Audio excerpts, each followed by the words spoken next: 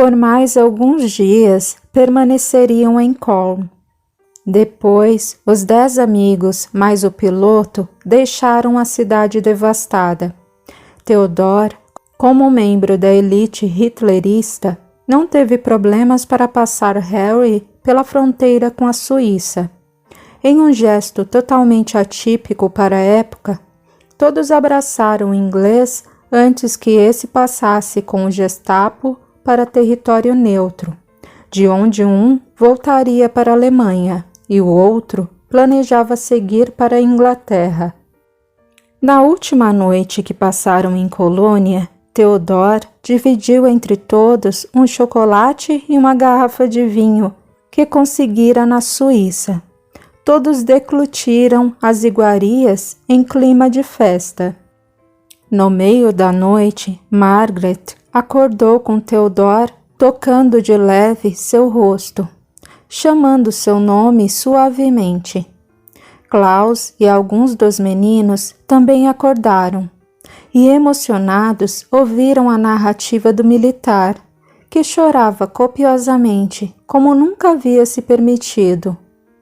Margaret, minha amiga. A bola de neve outra vez, amigo? Sim. Quer contar outra vez? Agora é inédito. Sonhei que estava no gueto, sozinho, e o escuro era impenetrável. Então começaram a aparecer pontos de luz bem pequenos. Eles se aproximavam de mim e senti um pânico absoluto.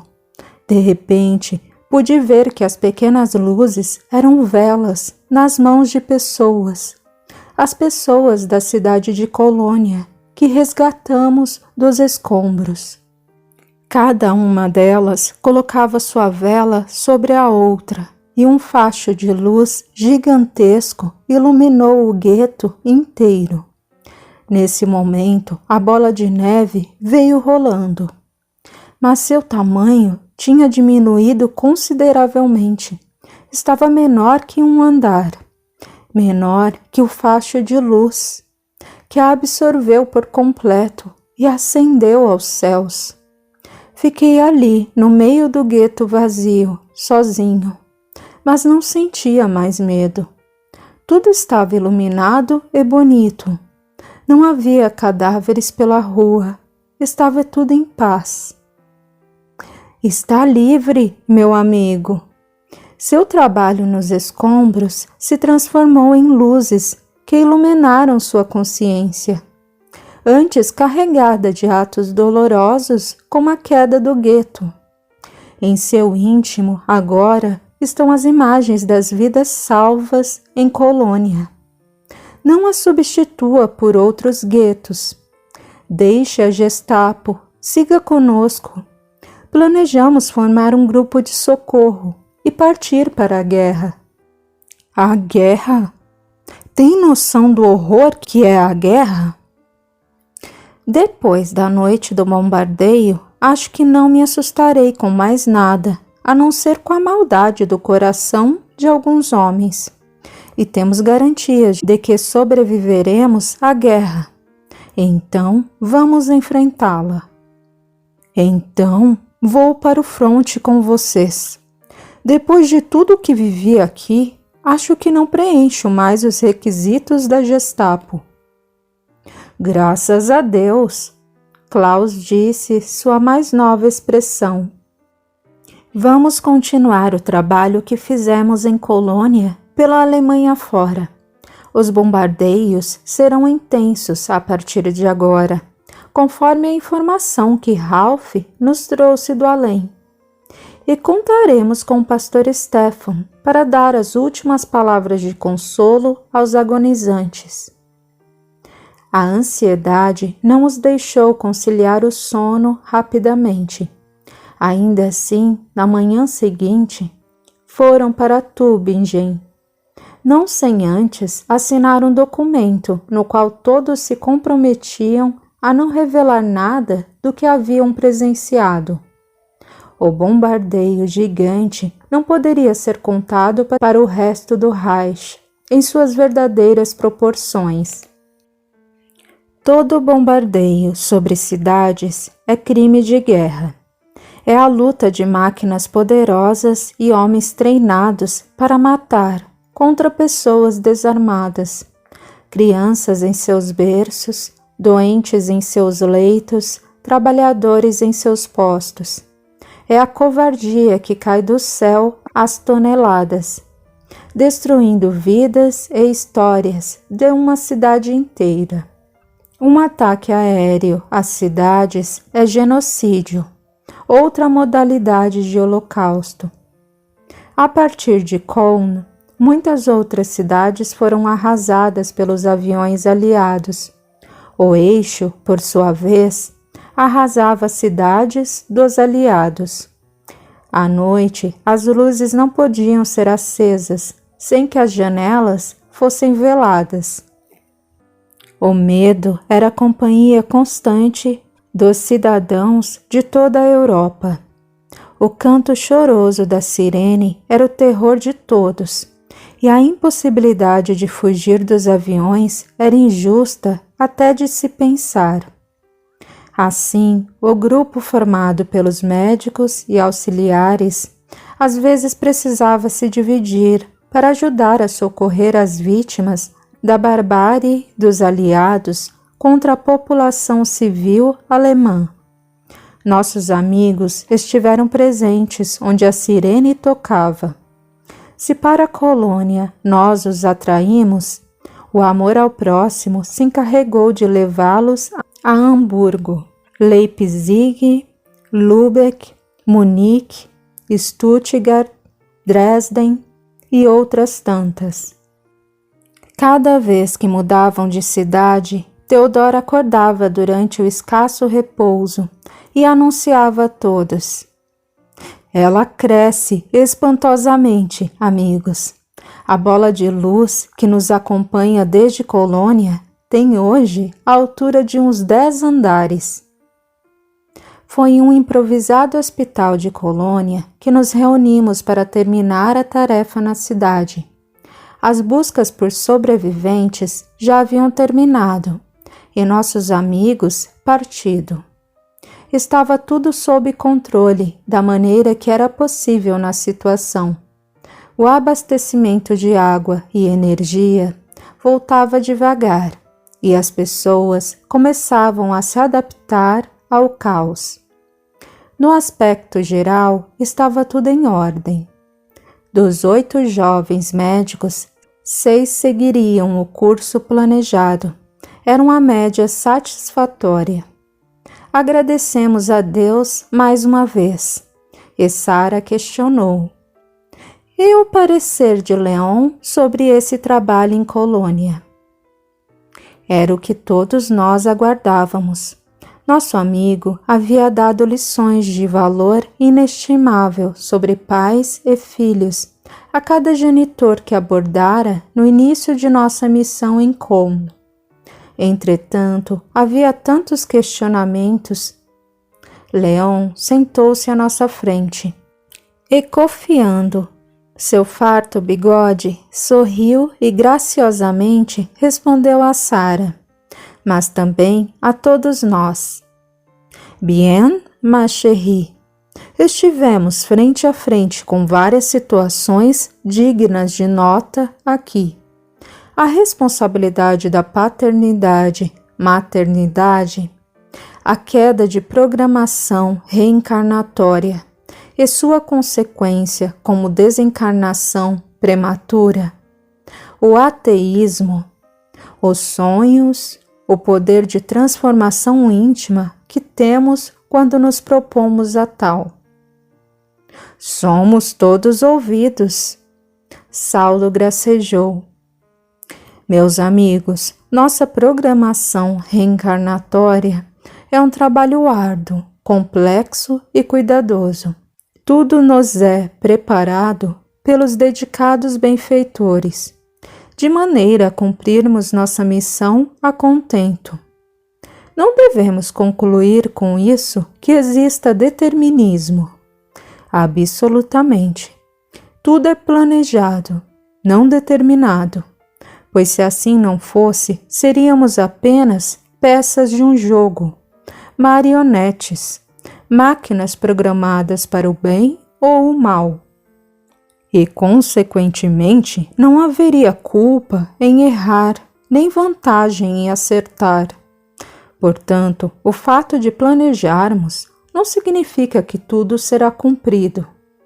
Na maioria das vezes, nós nos desviamos de nosso plano e atrasamos nossa caminhada. Mas aqueles que nos guiam estão sempre atentos a nossos deslizes e trabalhando para o nosso sucesso. Instruções nos são passadas constantemente através da intuição, dos mensageiros encarnados e daquelas figuras que deveriam representar nossos anjos encarnados, nossos genitores. Os pais têm por missão trazer os filhos para a terra, amar, prover, orientar e conduzi-los no caminho do bem. Serão seriamente questionados quanto a isso ao fim da aventura terrena. Devem estar atentos, pois, para as diferenças entre amar e estragar, prover e incentivar o consumismo, orientar e agredir, conduzir e escravizar. Muitos pais acham que amar incondicionalmente os filhos é aceitá-los como são e fechar os olhos para suas más tendências, fazer vista grossa para os seus erros, ou ainda achar que são incapazes de errar. Amar incondicionalmente é exatamente o oposto. É abrir os olhos para o que deve ser mudado. E tudo o que não é bom não deve ser aceito como parte da pessoa, pois somos imagens de Deus e Ele é todo bom. As tendências más devem ser suprimidas com autoridade e firmeza. Este é um direito conferido àquele que educa. Ser duro com o filho rebelde é o mínimo que se espera dos pais. Se o filho percebe que o pai vacila, as chances de ele se fazer respeitar diminuem. Essa tarefa nunca deve ser delegada. As responsabilidades pelo filho cabem aos pais. Os avós já criaram os filhos, os netos são diversão. Portanto, podem auxiliar, mas não assumir a educação deles. Babás também ajudam, mas não possuem a autoridade dos pais. Por isso, são apenas auxiliares. Nunca um fator de desligamento entre pais e filhos. Quanto aos professores, ensinam letras, números e ciências, mas a educação é compromisso dos pais. Os pais frequentemente confundem prover os filhos com enchê-los de presentes, mas os filhos estão cada dia mais insatisfeitos com o que têm. Os pais pagam para ficar livres da tarefa de criá-los. O pós-guerra vai desacelerar esse consumo, que tende a voltar tão logo o planeta se estabilize financeiramente. Muitos pais negociam com os filhos, dizendo: seja bonzinho e ganhará isso, ou passe de ano e receberá aquilo. Absurdo!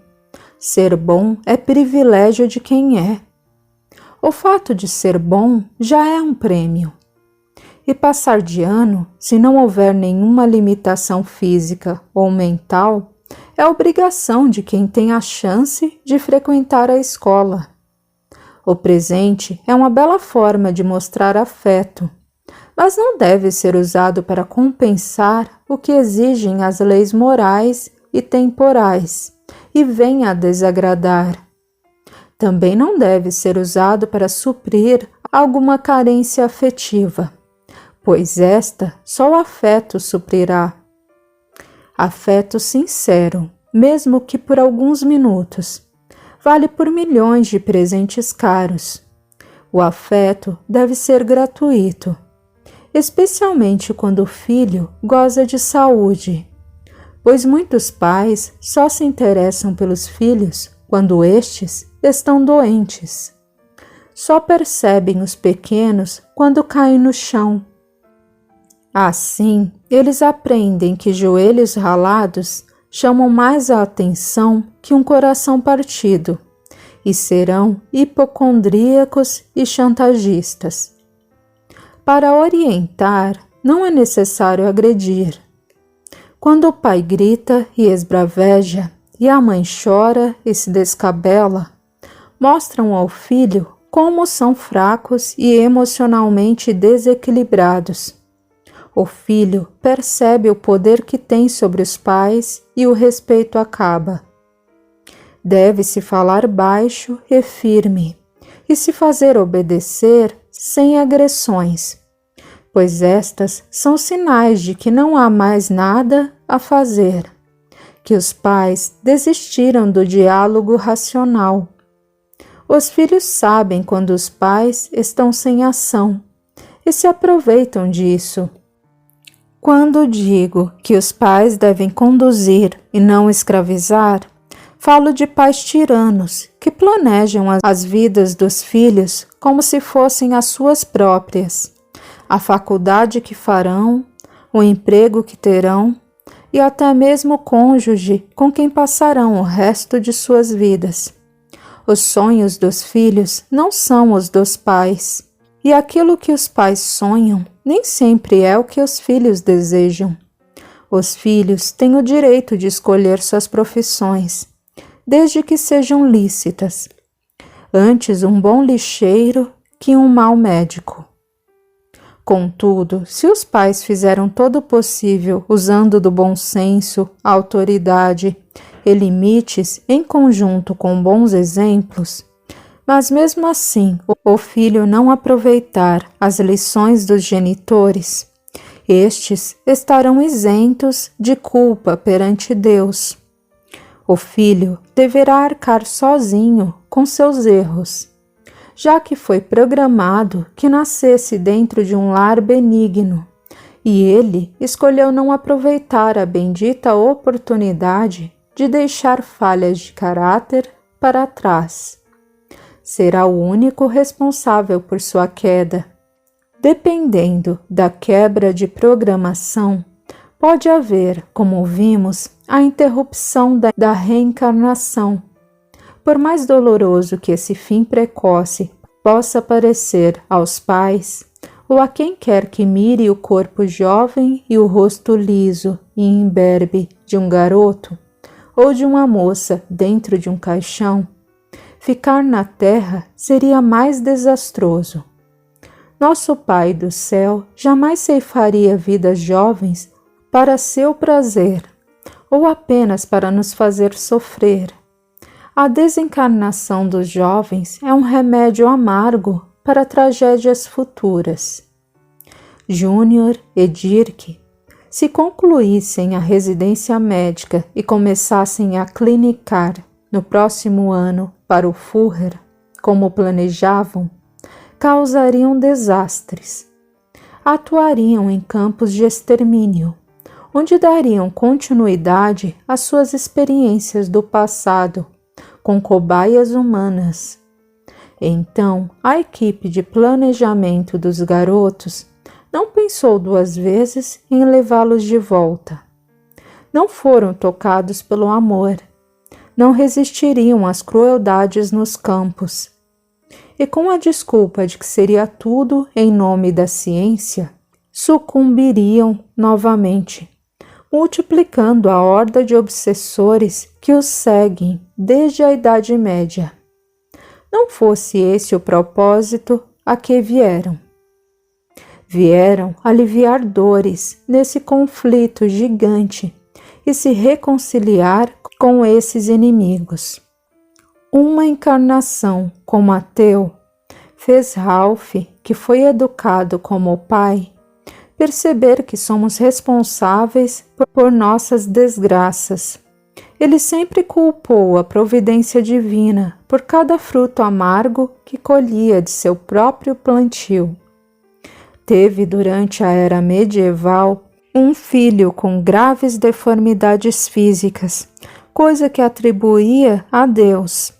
A esposa deixou o corpo físico muito cedo, o que para ele também foi culpa de Deus. Tentando achar uma cura para o filho, acabou matando o pobrezinho, com tantos experimentos agressivos. E adivinhem, quem matou o filho dele? Deus. Todos responderam ao mesmo tempo. Isso mesmo. Mas em companhia de Doutor Anjo, ele aprendeu a procurar as causas de suas desgraças em seus próprios atos. Nos assassinatos que cometeu, ele viu que o começo de tudo foi o excesso de álcool e de medicamentos controlados. Em outros tempos, diria que Deus permitiu que a garota e o zelador morressem naquele tormentoso engano. Teve, ao mesmo tempo, por mais paradoxo que pareça, lições de como ser um cristão verdadeiro. Mas isso ele não aproveitou, até passar pela quase morte, que, assim como os sonhos, é um grande prenúncio e advertência com o poder de sacudir uma existência, acelerando o nosso desejo de mudança, rumo ao crescimento moral. E Klaus? Ele perdeu a fé em algum ponto de sua vida ou nunca possuiu? Perguntou Cosme. Houve uma época que ele era um diácono muito religioso. Chamava-se Arno. Era homem de confiança do Papa e amava a Deus de maneira incondicional. Um dia passou a odiá-lo com todas as forças do ser e, desse modo, passou a descrer. O amor e o ódio são energias tão possantes e opostas que, se direcionadas ao mesmo objeto, anulam-se reciprocamente. Como isso aconteceu? Leon, extremamente polido, fez uma vênia em minha direção, dando-me gentilmente a palavra. Nosso bom amigo Klaus vem lutando contra o ceticismo desde então. Contei, recordando. Sempre que retorna ao plano espiritual, chora copiosamente por ter novamente sucumbido. A origem de sua descrença está na Itália de 1252, quando ele, como jovem ajudante do Papa Inocêncio IV, esteve a par da publicação hedionda intitulada Ad Extirpanda, peça-chave no plano de executar hereges, entre aspas. A revolta o fez odiar a Deus e, lamentavelmente, teve como consequência a perda de sua fé. Klaus pensou que, se ele existisse, não teria uma criatura tão execrável como o pontífice. Uma ponte para Deus não poderia sujar-lhe os pés ao ser cruzada. Depois disso, o jovem Arno se dedicou a descobrir os bastidores do papado. Não conseguia separar Deus da Igreja e odiou-o indefinidamente. Depois tomou o Criador por uma grande enganação, a maior lenda da história da humanidade. Suas descobertas o levaram à posição de réu da Santa Inquisição, e sua morte levou 17 anos para se consumar. Chegou ao plano espiritual em situação complicadíssima e levou mais de 200 anos para ter condição de reencarnar. Voltou disposto a vencer o tormentoso engano e fazer as pazes, entre aspas, com Deus, ainda no seio da Igreja. Desta vez foi o Malleus Maleficarum. Observação: Malleus Maleficarum, ou Martelo das Bruxas, é um livro escrito por 2 frades dominicanos, Henrik Klammer e James Sprenger, que ensinava como reconhecer as bruxas, investigá-las, detê-las e assassiná-las legalmente, que o fez sucumbir à prova. Mesmo não sendo mais crente, trabalhou para o bem e salvou várias mulheres de serem queimadas vivas em praça pública, ocultando-as em sua casa e auxiliando suas fugas. Seus atos de bondade foram tidos por traição, e mais uma vez ele foi morto lentamente, dolorosamente, pelos ministros de Deus, entre aspas. Eram indizíveis os sentimentos que se digladiavam dentro do jovem padre. Ele se perguntava: Deus me pune por fazer o bem? Os mandamentos não dizem para não matar? Deus e o diabo são apenas um ou nenhum? Deus e o diabo são apenas um, o Papa? Tudo não passa de uma grande instituição que quer levar vantagem em tudo. E eles são podres de ricos. Acho que a ideia é esta. A Santa Igreja é apenas uma província, entre aspas, sobrevivente de Roma, a encher seus bolsos. Jesus, eu começo a concordar com os judeus. Era apenas um louco alienado que se imaginava rei.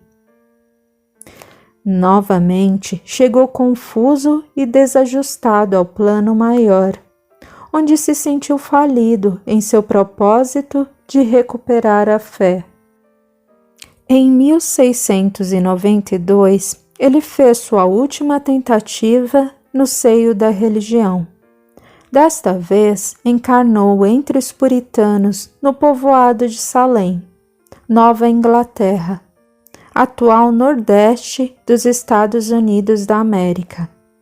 Lá, viu 19 pessoas serem enforcadas por bruxaria, após uma histeria coletiva de acusações feitas em nome de Deus. Novamente sucumbiu.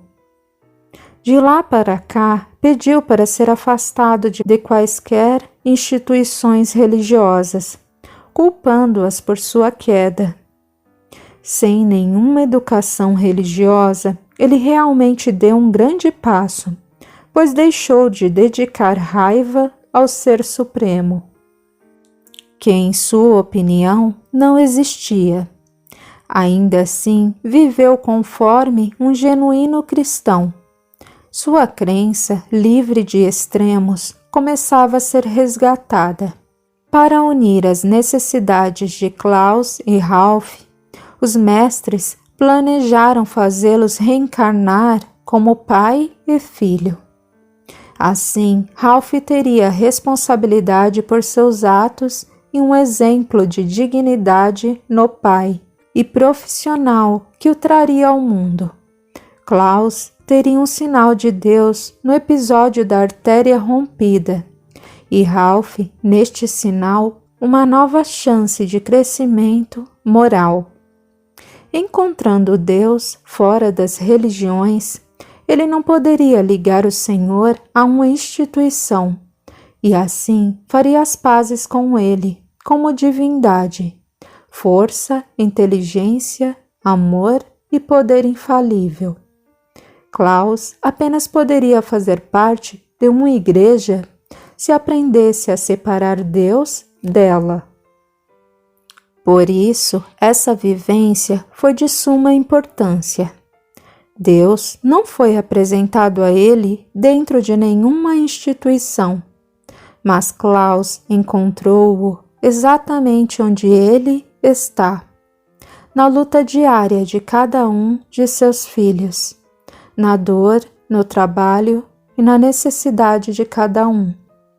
Klaus não ganhou Deus de presente, ele o encontrou presente em si. Leon prosseguiu sua explicação. O crescimento moral é o objetivo de todos. mesmo que nos neguemos a tal. Inexoravelmente o retomaremos de onde paramos. Às vezes, porém, precisamos de uma sacudida, um lembrete. E a espiritualidade tem mais chances de interagir conosco quando somos separados parcialmente do corpo físico. Nesse estado, somos levados a incursões a planos extrafísicos para recordarmos a que viemos e sermos chamados à nossa responsabilidade. Pode ser durante o repouso, o desmaio, o coma e a quase morte. Com os pais dos garotos foi no repouso.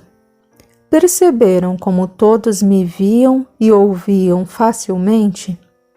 As nossas lembranças estão contidas em nossa memória espiritual, onde se encontram nossas encarnações pregressas, nosso eu maior.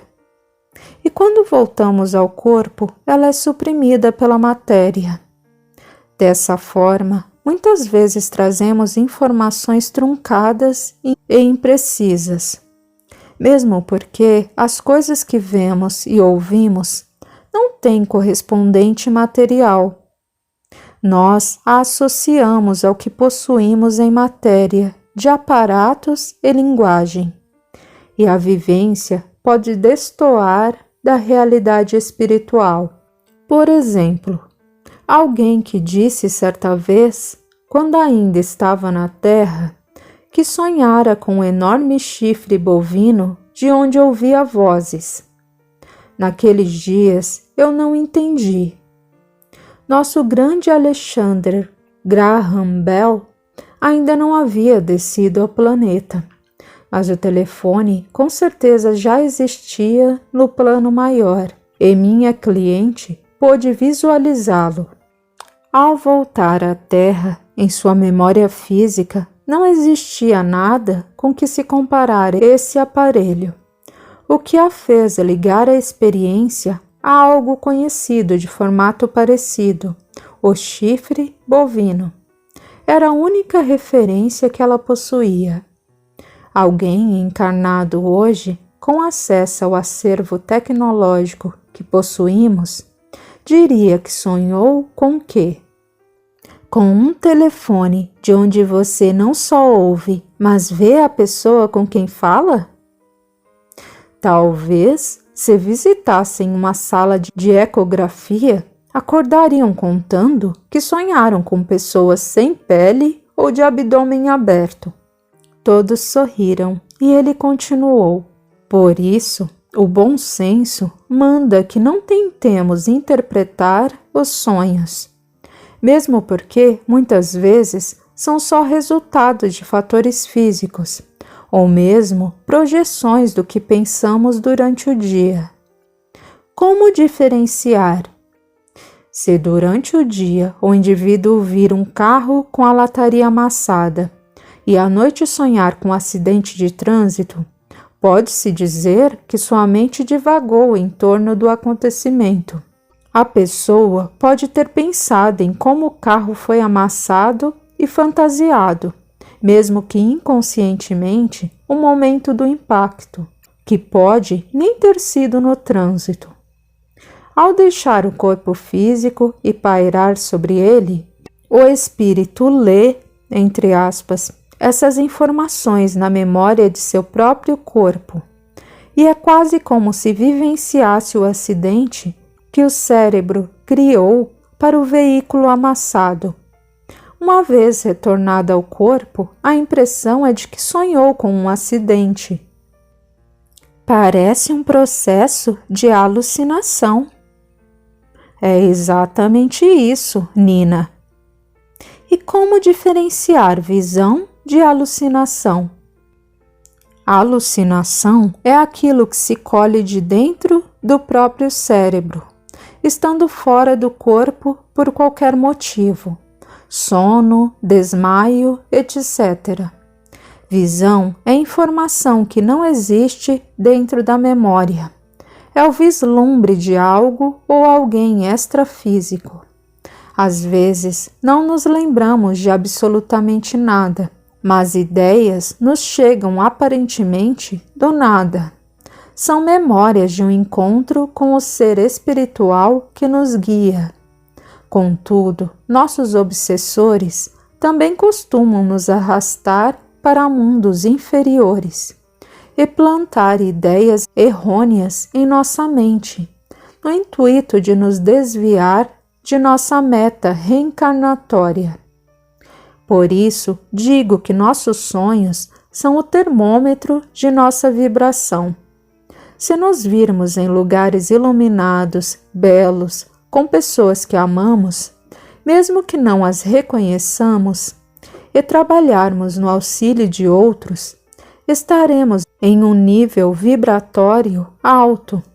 Se, pelo contrário, estivermos viajando para lugares sombrios, com pessoas de aparência animalesca e sempre prontas a nos agredir, onde apenas fugimos sem êxito de inimigos, mesmo que não os reconheçamos, nosso padrão vibracional estará baixo. Precisamos do Evangelho pelo menos uma vez ao dia, do trabalho no bem e do esforço para sermos felizes. Fazendo isso imediatamente, nossos sonhos, entre aspas, melhorarão. Parece que tudo se resume ao trabalho no bem. Precisamente, nosso poder transformador é incomensurável. Não podemos deixar para a próxima encarnação o que pode ser feito nesta. Paulo de Tarso mudou radicalmente em uma vivência. Levi e Zaqueu também. Precisamos parar de pensar que a mudança é a longo prazo. Pode ser, se quisermos. Mas pela mesma vontade, ela pode ser muito rápida, como foi para esses homens. E para usar exemplos bem próximos e contemporâneos, olhem para nossos médicos. O tempo que levamos em nosso crescimento é equivalente à nossa vontade de crescer. Mas se observarmos a história desses três grandes homens e de nossos amigos atuais, existe algo em comum: o trabalho no bem. Ninguém cresce na ociosidade. Se o mal ainda vence, é porque o trabalho no bem está com poucos operários. Comparem o número de homens que formam o exército do Führer com o número de bombeiros e médicos que remediam os estragos que eles fazem. E vejam como o bem é forte. O mal só vence quando o bem se retrai. Quer dizer que nossa capacidade de crescer é maior que nosso esforço? Infinitamente maior, Saulo. Se o seu homônimo bíblico, nosso mestre Zaqueu e tantos outros conseguiram, o que nos trava senão nossa vontade ou a ausência dela? Podemos ser como eles? Podemos ser como Jesus. Foi ele quem afirmou isso. Mas por maior que seja a nossa vontade, esse processo vai demorar. Por ora, podemos ser como nós mesmos. E isso é muito mais do que imaginamos ser. Somos a luz do mundo e o sal da terra. Todos nos unimos em um abraço fraterno e longo para entrarmos em contato com o alto. E lembrando Paulo de Tarso, repetimos juntos: E agora, Senhor, que quer que façamos? Sigamos em frente, soldados do Cordeiro.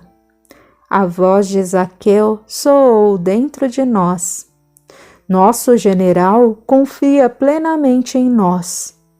O Oceano Pacífico, lar de belas ilhas, enfeitadas por criaturas inocentes, transforma-se em um campo minado, e as águas cristalinas em turbulentos rios de sangue e óleo combustível. É fundamental que levemos a paz do Cristo para os dois lados da linha. Que nosso Mestre, o segundo elo da corrente até Deus, nos proteja, fortaleça e guie, hoje e sempre.